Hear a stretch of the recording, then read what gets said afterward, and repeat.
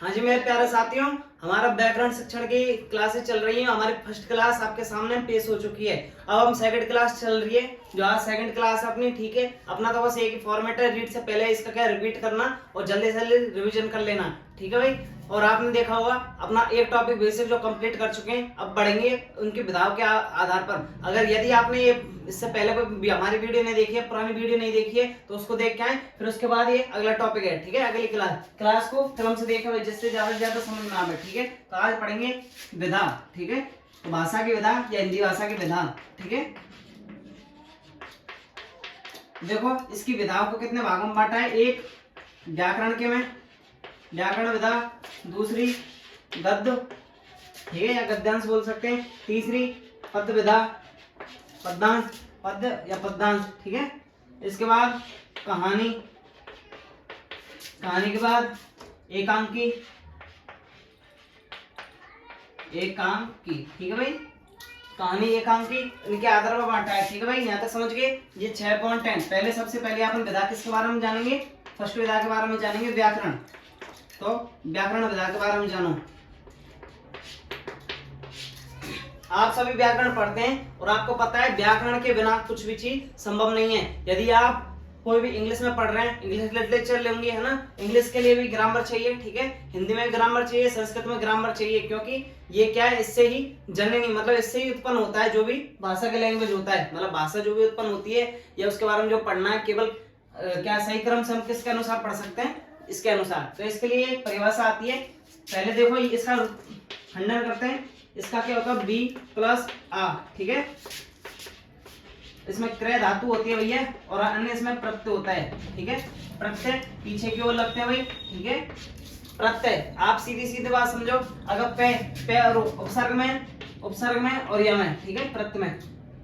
हिंदी वर्णमाला में सबसे पहले उ आता है, तो समझ जाना सबसे पहले आप उपसर्ग कब लगेगा, शब्द के आगे, और पी मतलब जो पे आता है वो पीछे लगता है, तो समझ जाना ये अपना वो उपसर्ग कहाँ लगाना है, पीछे हुए। ये इसकी छोटी सी ट्रिक। ठीक है, और ये क्या है, इसका उपसर्ग, और ये इसकी धातु जिससे ये बनी है। ठीक है, धातु। इसकी परिभाषा देखते हैं भाई, परिभाषा क्या है। व्याकरण, व्याकरण शिक्षण का, व्याकरण शिक्षण, व्याकरण शिक्षण के द्वारा हम शब्दों की उत्पत्ति, ठीक है, उत्पत्ति का सही ज्ञान कर सकते हैं। समझ गए भाई, कहने का मतलब यह है कि यदि हमको किसी भी शब्द की उत्पत्ति देखनी है, भाई इसकी उत्पत्ति कहां से हुई है या इसका विकास कहां से हुआ है, क्या क्रम है, तो इसका तो बस सीधा सा फॉर्मेट है, इसकी परिभाषा है। व्याकरण क्या होता है, व्याकरण एक ऐसा शास्त्र है जिसके द्वारा हम शब्दों की उत्पत्ति का ज्ञान कर सकते हैं। ठीक है भाई, ये इसका व्याकरण का फर्स्ट वाला ये कंप्लीट होते हैं लैंग्वेज। यहाँ तक देख लीजिए। तो अपन फर्स्ट विधा के बारे में जान रहे हैं, जिसका नाम है व्याकरण। ये इसका खंडन कर दिया। ठीक है, ठीक है, समास वगैरह इसकी परिभाषा आपके सामने। यहां तक देख लीजिए। उम्मीद है ये चीज आपको समझ में आ गई होगी भाई। ठीक है,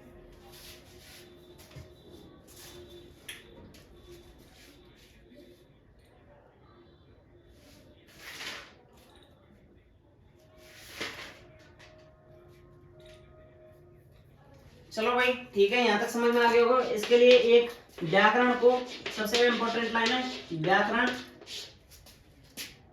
व्याकरण को ये भाषा के अंदर आ रही है। भाषा का क्या फॉर्मेट है, तो व्याकरण को भाषा का मेरुदंड कहा जाता है। समझ गए भाई। अगर ये मेरुदंड है, जिस प्रकार कोई व्यक्ति अगर सीधा बैठना है, सीधा खड़ा होना है, तो किसकी जरूरत पड़ती है शरीर में, मेरुदंड। ठीक है, उसके बिना आप कुछ नहीं कर सकते। ऐसे क्या है, व्याकरण, जो व्याकरण का जो ढांचा है, व्याकरण जिस पर खड़ी हुई है, उसका जो मेरुदंड है, सॉरी भाषा का जो मेरुदंड है वो क्या है, अपना व्याकरण। ठीक है, इसी के साथ ये वाला कंप्लीट होता है। यहाँ तक देख लीजिए। फिर इसकी विधा के बारे में आगे जानेंगे। ठीक है, परिभाषाओं के बारे में।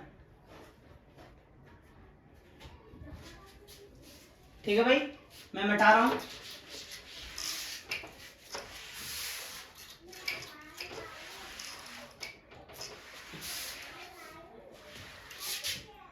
अब इसकी परिभाषा देख लेते हैं जो दी है, ठीक है। विद्वानों ने जो परिभाषा दी है उसके बारे में जानेंगे, ठीक है। नंबर 1, किशोरी दास वाजपेयी ने दिया भाई, वाजपेयी। इन्होंने क्या कहा है, व्याकरण भाषा का, व्याकरण भाषा का भूगोल है। समझ गए भाई, इसका कहना यह है कि जो व्याकरण है वो भाषा का भूगोल है। अगर हम किसी भी राज्य देश या किसी महान पुरुष ने कहा है, अगर हमको किसी देश की सभ्यता, संस्कृति और कला के बारे में जानना है तो उससे पहले उसका इतिहास पढ़ो या उसका भूगोल जाने या साहित्य के बारे में जाने, ठीक है। तो व्याकरण उसका साहित्य है। तो ये कहना चाह रहा है जो व्याकरण है वो भाषा का क्या है, ये भूगोल है जिसके बारे में पूरी जानकारी हमको मिल जाती है, ठीक है। इसके बाद ये हो गया स्वीट महोदय के अनुसार। स्वीट ने क्या कहा है, स्वीट के अनुसार जो व्याकरण है, व्याकरण जीवन के व्यवहार या व्यवहारिक, ठीक है, व्यवहारिक विश्लेषण करता है भाई, विश्लेषण सही लिख देता हूं,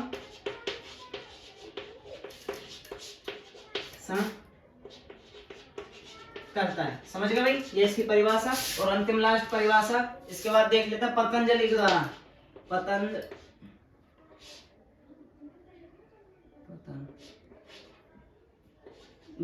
ठीक है भाई, पतंजलि के द्वारा क्या कहा है, देखो भाषा, ठीक है, अनेक पतंजलि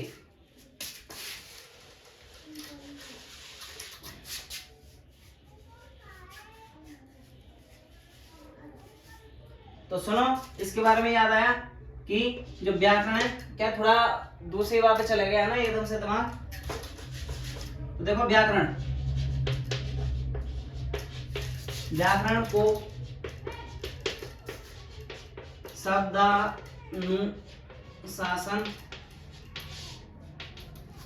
व्याकरण को शब्दानुशासन के लिए काम में शब्दानुशासन के लिए काम में प्रयोग में लिया जाता है, प्रयोग में लिया जाता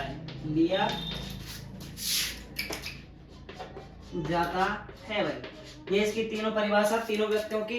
इसकी देखो ये वाले इंपॉर्टेंट है, ठीक है, और इसकी इंपॉर्टेंट है, ठीक है, ये दोनों इंपॉर्टेंट है, पतंजलि वाली और किशोरी वाजपेयी के द्वारा, ठीक है। तो यहाँ तक देख लीजिए भाई, ये इसकी परिभाषा हो गया। फिर इसके बारे में आगे जानेंगे, यहाँ तक देखो भाई, ठीक है भाई। यहाँ तक उम्मीद है आपको समझ में आ गया होगा। इसके बाद आगे बढ़ते हैं।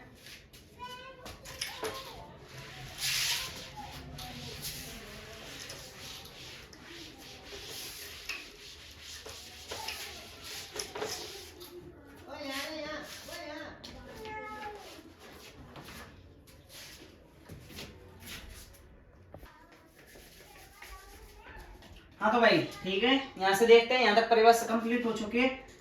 एक महोदय आते हैं, ठीक है, जिसने क्या है शिक्षण सूत्रों का मतलब प्रतिबंधन किया है, या एक तरह से उनको जना बोलते हैं, ठीक है, जिन्होंने बनाया। तो अब शिक्षण सूत्रों के बारे में पढ़ेंगे, इसलिए इस लाइन को इंपोर्टेंट कर लेना, ठीक है। यहाँ से शिक्षण सूत्रों का प्रतिपादन किसने किया भाई, उसको करने वाले थे हर्बर्ट, ठीक है भाई, हर्बर्ट महोदय ने। इसने शिक्षण सूत्र को जो मतलब शिक्षण से संबंधित एक सूत्र दिया था जिसका नाम था पूर्ण से अपूर्ण की ओर, ठीक है, सॉरी, पूर्ण से अंश की ओर, पूर्ण से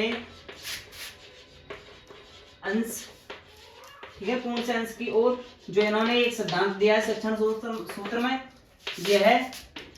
यह है मनोविज्ञान, ठीक है, मनोविज्ञान जिसको आपने साइकोलॉजी बोलते हैं, मनोविज्ञान मनोविज्ञान नहीं, मनोवैज्ञानिक, ठीक है, मनोविज्ञान या मनोवैज्ञानिक, ठीक है। सिद्धांत है, सिद्धांत, सिद्धांत पर आधारित है, आधारित है, और उस सिद्धांत का नाम है गेस्टलवाद, गेस्टलवाद, या जिसको अपन क्या दूसरा नाम था उसका, समग्रतावादी, समग्रता, ठीक है, समग्रता सिद्धांत। इसी के साथ ये अपना फर्स्ट वाला है। इसके बाद अपन शिक्षण सूत्रों के बारे में पढ़ेंगे, ये इंपॉर्टेंट है। ये तीनों लाइन आपको याद रखनी है, पिछली बार भी क्वेश्चन आए थे, है ना, गड़बड़ मत कर देना। ये दोनों ही आपके लिए कैसे इंपॉर्टेंट है, ठीक है। इसका प्रतिपादक, ठीक है, जिसको जनक जाएंगे, और इन्होंने कौन सा सूत्र दिया था, सबसे इंपॉर्टेंट था इसका शिक्षण पूर्ण से अपूर्ण की ओर, ठीक है। इसके बाद शिक्षण सूत्रों को जान लेते हैं। शिक्षण सूत्र, तो ये शिक्षण सूत्र कौन कौन से हैं उनको देखेंगे। पहला उदाहरण, ठीक है, शॉर्ट में लिख दूं, चलो लिख लेता हूं पूरा। उदाहरण से नियम की ओर, नियम की ओर, समझ गए, उदाहरण से नियम की ओर। दूसरा सामान्यतः, सामान्य से विशिष्ट की ओर, विशिष्ट की ओर, ठीक है भाई। मूर्त से अमूर्त की ओर, ठीक है भाई, मूर्त से अमूर्त की ओर। पूर्ण से अंश की ओर, अंश मतलब छोटा भाग, अंश की ओर, ठीक है भाई, हाँ, पूर्ण से अंश की ओर, यहां तक हो गया। सामान्य से विशिष्ट की ओर एक आता है प्रत्यक्ष से प्रमाण की ओर, बस ये याद रखना, अप्रत्यक्ष मत कर देना भाई, प्रमाण की ओर। कितने हो गए, 5।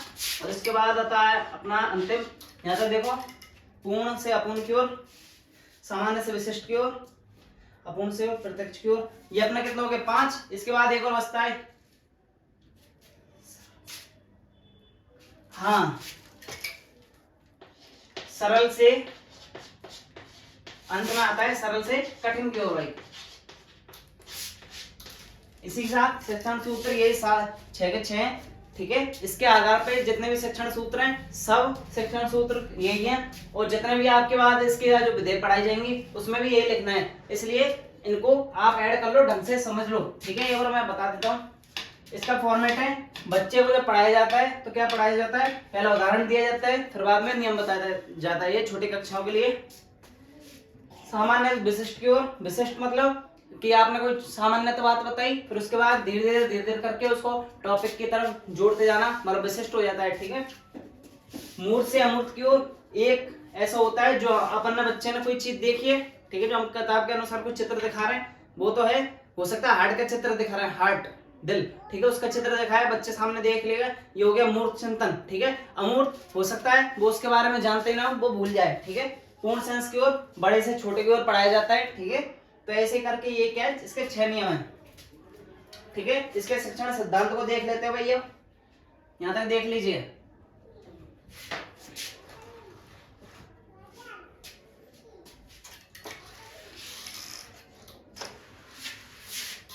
ज्यादा देर रुकने का टाइम नहीं है, इसलिए जल्दी से जल्दी कोशिश की जाती है।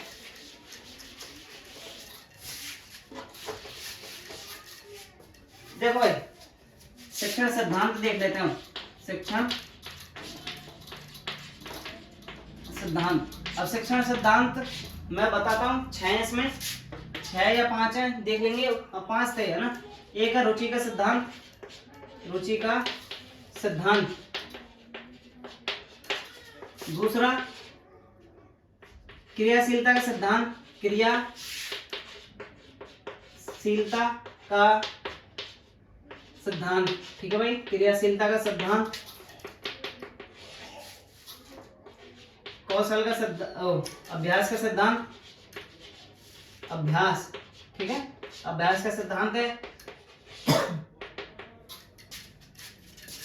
प्रयत्न का सिद्धांत एक, ठीक है, प्रयत्न का सिद्धांत। और कौन सा हो गया, सक्रियता का सिद्धांत। और अंत में आता है व्यक्तिगत विभिन्नता, ठीक है भाई, हर व्यक्ति के अंदर विभिन्नता अलग अलग होती है का सिद्धांत, ठीक है। ये 6 अपने सिद्धांत, यहां तक देख लो भाई, ठीक है।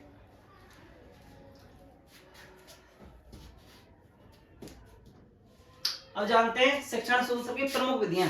भाई जो शिक्षण सूत्र अपन मतलब शिक्षण के बारे में जान रहे हैं, वो शिक्षण दिया कैसे जाता है, कौन कौन से सूत्रों का प्रयोग किया जाता है, जिससे बच्चों को हम पढ़ा सकते हैं या बच्चों को हम पढ़ाते हैं, ठीक है भाई। यहाँ तक उम्मीद है आपको समझ में आ गया हो भैया, है ना। उम्मीद है सारी चीज अच्छे से समझ में आ गई होंगी। सेकंड क्लास चल रही है और आप हमारे वीडियो को शेयर जरूर करें भाई, ठीक है। सब्सक्राइब किए बिना मत जाना नहीं है आपको आपकी बात। तो देखो अब कौन सा चलेगा, शिक्षण सूत्र। शिक्षण सूत्र अपने कंप्लीट हो चुके हैं। मैंने आपको पहले ही बता दिया, जो शिक्षण सूत्र हैं वो सभी जितने भी इसकी विधा आएंगे, जो विधा पढ़ रहे हैं, विधा के अंदर नहीं, जो इसकी विधियां हैं, ठीक है, उसके अंदर सेम टू सेम लिखी जाएंगी सबकी सब, ठीक है। इसलिए मैंने पहले लिखा दिया शिक्षण सूत्र की विधि, शिक्षण विधि या शिक्षण सूत्र की विधि। देखो आगमन निगमन पहली आती है, नंबर 1 आगमन, ठीक है। सेकंड नंबर पर जानेंगे इसकी दूसरी विधि जिसका नाम है निगमन भाई। देखो इसको करने का सीधा सा फॉर्मेट ये है, दोनों को साथ साथ पढ़ेंगे जिससे अपन को क्या जल्दी से समझ में आएगी, ठीक है। इसलिए इन दोनों को मैं साथ साथ लिख रहा हूं, ठीक है, गड़बड़ मत कर लेना।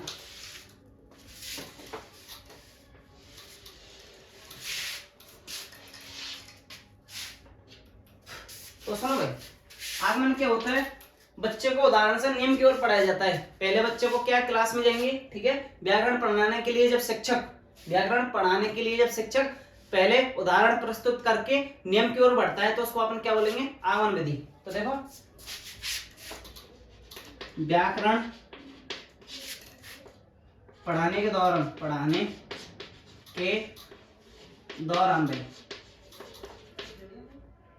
दौरान क्या करता है शिक्षक उदाहरण से नियम की ओर बढ़ता है, उसको अपन क्या बोलेंगे, आगमन। समझ गए भाई, आगमन विधि। समझ गए भाई बच्चा। इसमें क्या होता है, बच्चे को सबसे पहले जो टीचर होगा उसका शिक्षक, ठीक है, पहला बच्चों का ये छोटी विधियों में काम आता है, सॉरी छोटी क्लासों के लिए काम आ जाए। जैसे कि हमको कोई चीज के बारे में जानना है, ठीक है, वो होते क्या है, जैसे एग्जांपल में अपन जानना चाहते हैं पेड़, ठीक है, ये पेड़ है, मैं आपको वैसे ही समझा रहा हूँ, ये इसका पेड़ बनाया है, ठीक है। अब बच्चे को पूछना है कि अब मैं डायरेक्ट बता दूं कि बच्चा जो क्या है, पेड़ संश्लेषण क्रिया करता है, पेड़ बड़ा होता है और डायरेक्ट बड़े होने के बाद क्रियाएं करता है, तो ऐसे बच्चे को समझ में नहीं आएगी। सीधा सा फॉर्मेट है। पहले मैं बच्चे को बताऊं, एक बीज होता है, बीज को जमीन में गाड़ा जाता है, गाड़ने के बाद उसका क्या किया जाता है, उत्पादन किया जाता है, बड़ा किया जाता है, ग्रोथ वगैरह पे खाद उर्वरक वगैरह दी जाती है और अंत में जाकर पेड़ बड़ा हो जाता है। तो पहले मैं उसको चित्र के माध्यम से समझा दूंगा, मतलब उदाहरण के माध्यम से जो समझाऊंगा, फिर मैं अपने नियम की तरफ बढ़ता चला जाऊंगा, ठीक है। जैसे बच्चे को उदाहरण समझ में आ जाएगा, फिर मैं ये बता दूंगा कि यहाँ से जो प्रक्रिया यहाँ तक हुई है उसको अपन ये बोलेंगे, ठीक है, उत्पादन की प्रक्रिया। तो यही चीज अब ये है, पहले बच्चे को उदाहरण दिया जाता है, लास्ट में क्या दिया जाता है, अंत में दिया जाता है नियम। पर आगमन का इसमें होता है निगमन, ठीक है। निगमन का क्या फॉर्मेट है, यहाँ देख लेते हैं। निगमन का बस इसका उल्टा सा है थोड़ा सा, जब शिक्षक व्याकरण पढ़ाने के दौरान बच्चे को पहले नियम बताता है, उसके बाद उदाहरण दिया जाता है, तो इसको बोलेंगे अपन नियम से उदाहरण की ओर बढ़ता है, तो उसको अपन क्या बोलेंगे, निगमन। समझ गए भाई, उसको निगमन विधि बोलेंगे। यहाँ तक इसका फॉर्मेट। अब इसके चरण देख लेते हैं, जिसको अपन सोपान या प्रकार कुछ भी बोलते हैं। देखो प्रकार तो इसके 2 हैं, प्रकार में लिख देते हैं, आगमन के प्रकार। पहला, इसको सहयोग के माध्यम से पढ़ाया जा सकता है, सहयोग प्रणाली बोलता है, सहयोग प्रणाली, ठीक है। और इसमें एक और आती है जिसका नाम है प्रयोग प्रणाली, प्रयोग, ठीक है, प्रैक्टिकल। ऐसे ही इसके प्रकार है, प्रकार भी इसके भी दो हैं। पहला आता है सूत्र विधि।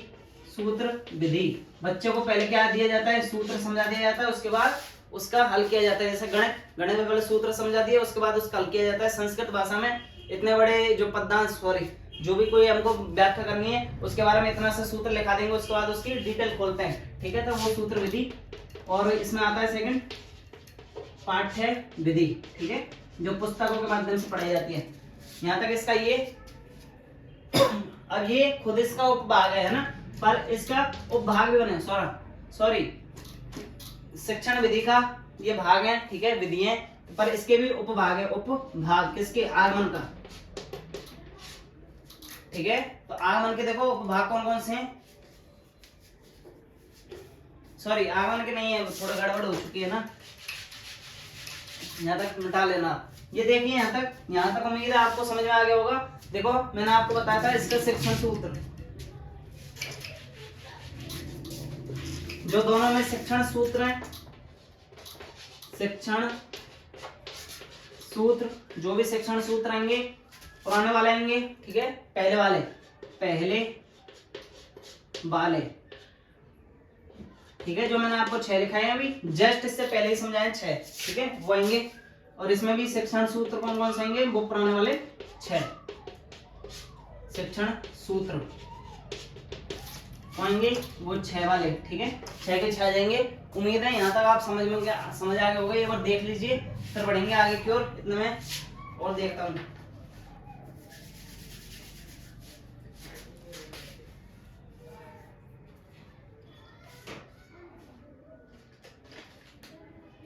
ठीक है भाई, यहाँ तक देख लो एक बार।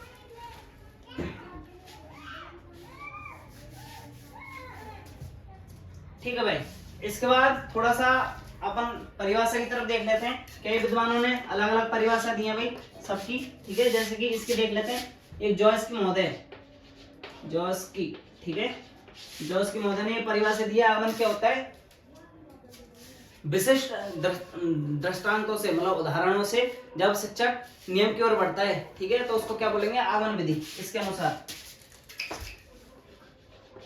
व्याकरण पढ़ाने के दौरान जब शिक्षक मतलब अध्यापक, ठीक है, विशेष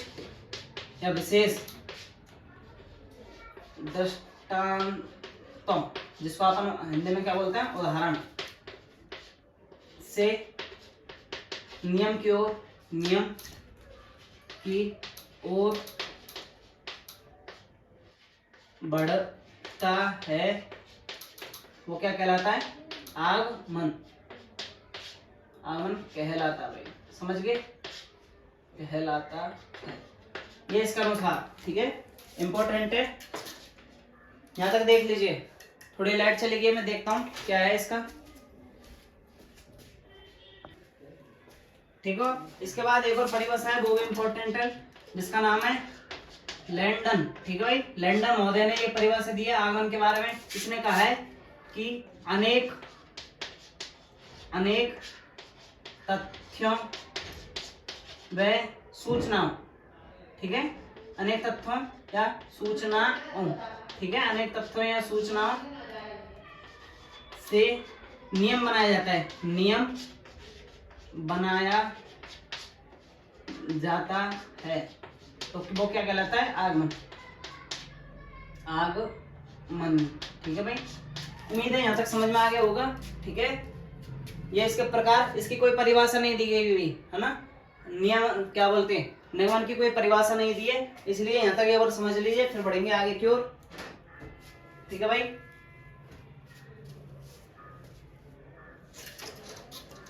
ठीक है भाई, इसको मैं मिटा रहा हूँ। इसके बारे में थोड़ा और अंदर से जानेंगे ना, और भी बच रहा है, तो इसलिए इसको मैं मिटा रहा हूँ, ठीक है, दोनों को मिटा रहा हूँ।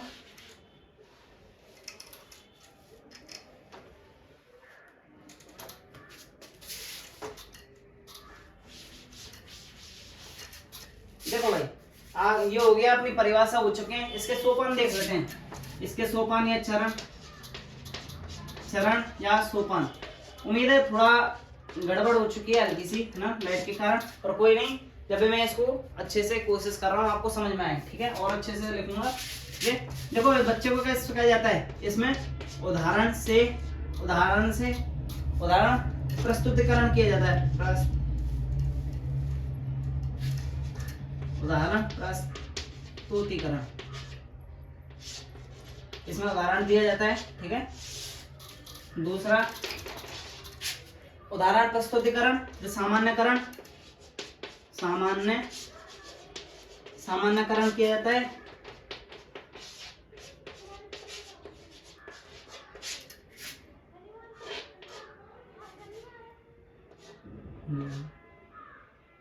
नियमीकरण, ठीक है, नियमीकरण या नियम दिया जाता है। और अंत में आता है इसका किया जाता है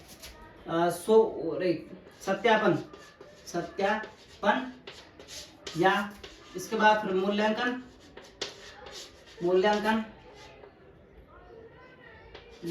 के बाद अंत में आता है निरीक्षण। इसके सोपान देख लेते हैं। इसके सोपान या चरण,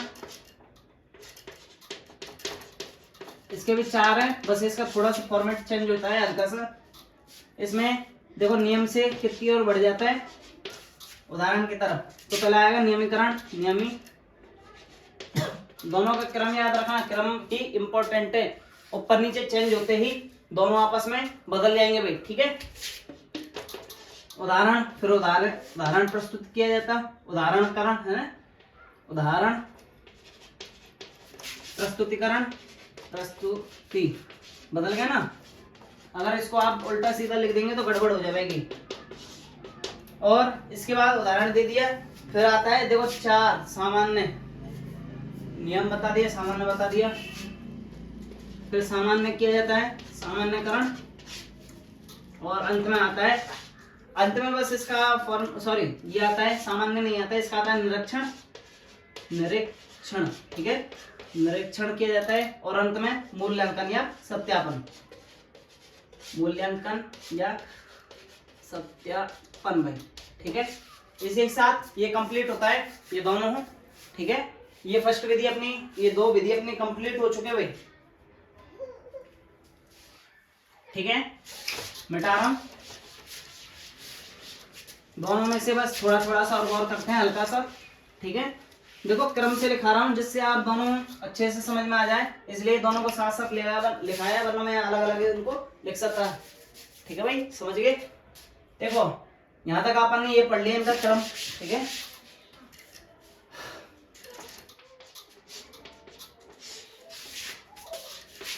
इसका गुण देख लेते हैं थोड़ा सा। देखो आगमन से क्या होता है, बच्चे को सिखाया जाता है उदाहरण से। इसका ज्ञान बच्चे को उदाहरण दिया जाएगा तो ज्ञान कैसे हो जाएगा, स्थायी ज्ञान, ठीक है। बच्चे को कैसा प्राप्त होता है, स्थायी ज्ञान प्राप्त होता है, ठीक है, नंबर 1। दूसरा, ये प्राथमिक शिक्षा की ज्ञान है, प्राथमिक स्तर का है, ठीक है, समझ गए। छोटी कक्षाओं के लिए ही सर्वश्रेष्ठ है, इसके अलावा यह बेकार है। इसके बाद अब अपन उदाहरण देंगे। उदाहरण कब दे सकते हैं, जब अपने को पूरी जानकारी हो, मतलब आप कैसे होंगे, प्रशिक्षित, ठीक है। इसके लिए एक्सपीरियंस वाला आदमी चाहिए, ठीक है, जिसको आपने बोले प्रशिक्षित अध्यापक या शिक्षक की क्या होती है आवश्यकता, ठीक है। इसमें बस इनका उल्टे कर देना, इसमें कैसे ज्ञान हो जाएगा। देखो लाइट चालू हो चुकी है भाई, ठीक है। यहाँ तक हो सकता है आपको थोड़ी सी समस्या ही हो, फिर भी कोशिश करते हैं। देखो बच्चे को जब नियम सिखाया जाता है, कोई जरूरत नहीं है उसको याद रहे, तो इसमें ज्ञान कैसे होगा, स्थायी नहीं हो पाएगा, अस्थायी, ठीक है। नंबर 2, इसमें शिक्षक किस पे बल देगा, रटने पे, ना कि समझाने पर। तो इसको आप बोल सकते हैं रटने पर बल देता है, बल देगा, ठीक है। और इसमें कोई शिक्षित मतलब क्या प्रशिक्षित व्यक्ति की कोई आवश्यकता नहीं होती है, तो इसमें कैसे अनुभवहीन भी चल जाता है, अनुभवहीन, अनुभवहीन भी काम कर सकता है, कर सकता। देखो क्या फॉर्मेट है मैं बताऊं, सीधा सा फॉर्मेट है, आपने बीएड वगैरह किए या कुछ भी किए, ठीक है, बड़ी बड़ी पोस्ट तक पहुंचे, ठीक है, तो आपने क्या है उसमें क्या है एक्सपीरियंस लिया है, ठीक है, जितने ज्यादा आप पढ़े, जैसे कि बीए कर लिए, बीए के बाद आपने पोस्ट ग्रेजुएशन किए, ठीक है, मतलब ग्रेजुएशन के बाद पोस्ट ग्रेजुएशन, फिर बीएड वगैरह या कोई एक्स्ट्रा किए, मास्टर डिग्री की है, ठीक है, तो आपके पास उसकी नॉलेज कैसे हो जाएगी, बिल्कुल परफेक्ट, ठीक है, ज्यादा ज्ञान होगा। और ज्यादा ज्ञान होगा यदि आप कोई प्राइवेट स्कूल में जाएंगे, तो आप जब लेक्चरर तक पोस्ट पे, तो आपको भैया स्कूल में जाके कितना मांगेंगे, 20,000 रुपए मांगेंगे, ठीक है, सीधा सा फॉर्मेट है। पर अनुभवहीन व्यक्ति क्या करेगा, अनुभवहीन लगा मान लो 12वीं पास की, ठीक है, और 12वीं के पास सीधा कोई अनुभव की जरूरत नहीं है, प्राइवेट में गया, ठीक है, उसमें बोल देंगे भैया सामने वाला कि मैं तो भैया तुझे 2,000 रुपए दूंगा, ठीक है, तो वो क्या कहेगा, ठीक है सर जी चल जाएगा, क्योंकि उसके पास कोई अनुभव नहीं है, तो उसके ना उसकी योग्यता है जो वहां तक पहुंच सके, ठीक है, वो तो क्या करेगा, अनुभवहीन, क्योंकि किताब पढ़ाएगा, नियम बता दिया, समझ लिया, समझ में आया नहीं आया, इसलिए क्या है ये बेकार एक तरह से। तो यहाँ तक ये समझ गए भाई। इसके दोष देख लेते हैं, दोष देखो, इसमें समय ज्यादा लगता है, इसमें क्या होता है, समय की अधिकता, समय की अधिकता होती है, ठीक है, मतलब समय अधिक लगता है, अधिकता, तथा ज्ञान कैसे होता है, ज्ञान कम, क्योंकि जब उदाहरण समझाएंगे तो एक उदाहरण में हो सकता है 10 मिनट खराब हो जाए, ठीक है, उसके बाद अपन उसको क्या देंगे, अंत में ज्ञान बच्चे को मिलता है, ठीक है, पर इसमें क्या फॉर्मेट होता है इसका, देखो दोस्त, ये जो विधि है, ठीक है, इसमें तो देखो क्या होता है, इसमें जो समय कम, व्यय, ज्ञान कैसे हो जाएगा, ज्ञान ज्यादा, ये इसका दोष है, ठीक है, ये बड़ी कक्षाओं में काम आता है, यार उच्च स्तर, ठीक है, उच्च स्तर का काम करता है, ठीक है, उच्च स्तर में काम करेगा, जो नीचे क्लास है उसके लिए वेस्ट है, ठीक है, ये प्राथमिक, ये उच्च के लिए कैसा है, उच्च स्तर के जो विद्यार्थी हैं उनके लिए कैसा है, व्यर्थ है, मतलब बेकार है, ठीक है, इसी का ये कंप्लीट होता है भाई। यहाँ से एक बार देख लीजिए भाई,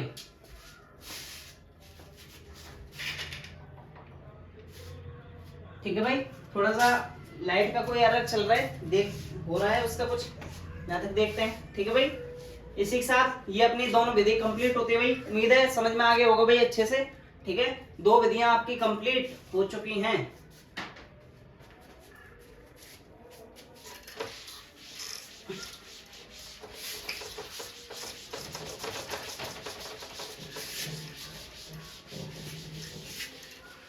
थोड़ा सा मैं देख के आता हूँ क्या हो रहा है इसका, देखो फिर से लाइट आ गई है ना, ये गड़बड़ी हो रही है कुछ,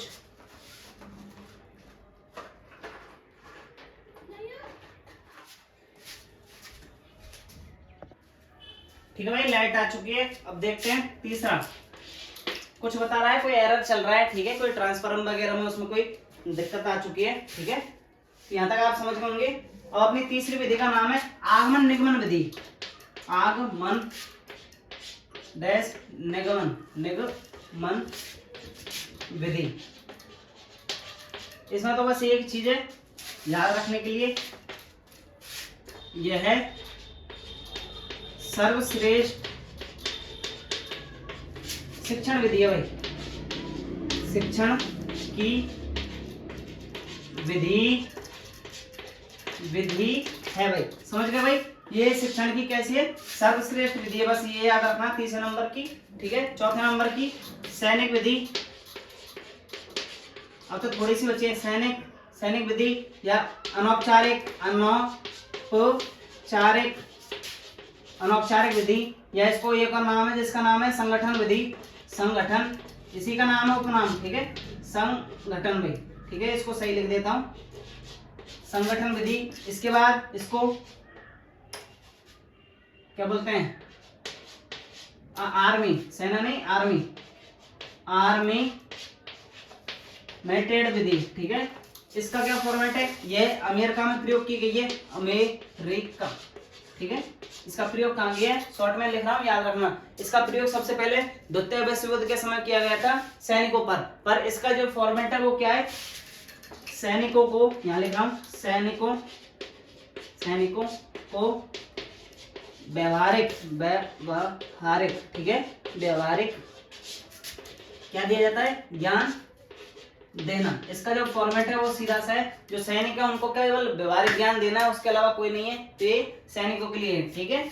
इसके बाद सूत्र विधि, सूत्र विधि 6 विधियां हैं, 6 या 7 विधियां हैं, ठीक है। सूत्र विधि में क्या है, ये निगमन का व्यापक रूप है, निगमन का, ठीक है, निगमन का व्यापक रूप है, ठीक है, निगमन का व्यापक रूप है। इसमें क्या होता है, जो नए शब्द आते हैं, नए शब्दों को अपवाद ना कह, है ना, अपवाद बनाते हैं अपन, भाई अपवाद है, ऐसा नहीं, अपवाद ना कहकर, भाई इसको अपवाद ना कहकर क्या बना दिया जाता है, नया नियम बना दिया जाता है, नया नियम बना देते हैं, समझ गए भाई। इसमें क्या है, जो शिक्षक होता है वो किसी भी जो नया शब्द आया है उसका क्या करता है, अब बाद नहीं बोलता है उसको, उसके लिए केवल एक नया नियम बना देगा, तो उस विधि को अपन क्या बोलेंगे, सूत्र विधि। और ये सूत्र विधि संस्कृत भाषा में और गणित भाषा में ही काम आती है, सबसे ज्यादा उपयोगी है, ठीक है। इसी के साथ 5 अपना कंप्लीट होती है, बच्चे अपने 2, यहाँ तक आप देख लीजिए भाई एक बार, ठीक है भाई। इसके बाद 2 बच्ची हैं अपनी,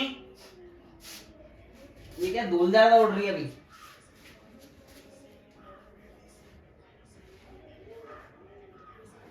ठीक है, 2 विधियां हैं। इसके बाद ये कंप्लीट हो जाएगी विधि, व्याकरण विधि है अपनी, ठीक है। इन 2 विधियों का हवाल निपटाते हैं।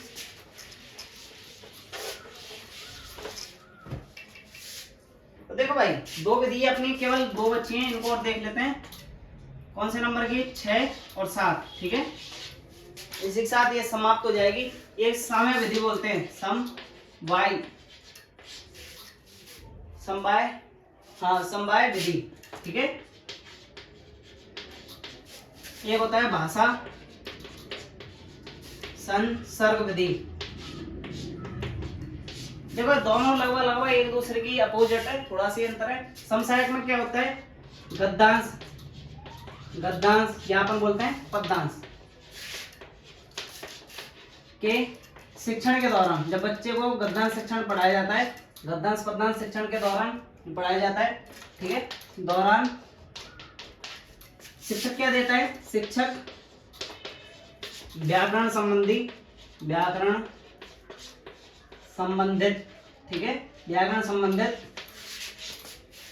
ज्ञान देता है, ठीक है। जब व्याकरण संबंधित कोई जैसे हमारा गद्य पढ़ाया, पद पढ़ाया, उसका व्याकरण संबंधित कोई ज्ञान दे देगा, ठीक है। तो उसमें क्या हो जाएगा, उसमें बस एक सीधा सा फॉर्मेट हो जाएगा कि जो ज्ञान देगा, जैसे कोई शब्द आया, लोकोक्ति आ गई, मुहावरे आ गए, या उसका खंडन कर दिया, संधि वगैरह आपने देखा होगा, पहले भी क्लास में आपने इसे पढ़ते, तो वो समसामयिक विधि बोलेंगे, ठीक है। और इसमें क्या होता है, इसमें अगर कोई व्याकरण का शब्द आ जाता है, व्याकरण मतलब पाठ के दौरान या अध्ययन के दौरान, पाठ पढ़ाने के दौरान व्याकरण का जो ज्ञान है, ज्ञान नहीं दिया जाता है, ठीक है भाई, समझ गए। अगर मान लो कोई हमने पाठ पढ़ा रहे हैं, उसके अंदर हम कोई ज्ञान नहीं दे रहे हैं, ठीक है, व्याकरण संबंधित कोई ज्ञान नहीं दे रहे हैं, कोई भी शब्द आया बस चले जा रहे हैं अपनी गाड़ी पे, ठीक है, तो वो किसकी विधि के अंदर आएगी, भाषा संसर्ग विधि, ठीक है। इसी के साथ ये अपनी फर्स्ट विधा कंप्लीट होती है भाई। उम्मीद है आपको अच्छे से समझ आ गई है, ठीक है। यहाँ तक देख लीजिए, आपको अच्छे से समझ आ गया। उम्मीद है आप अच्छे से समझ गए होंगे। ठीक है, तो मिलते हैं अगली क्लास में। अभी तक के लिए धन्यवाद, और हमारे चैनल को सब्सक्राइब जरूर करें और वीडियो को शेयर जरूर करके जाएं। जय हिंद, जय भारत।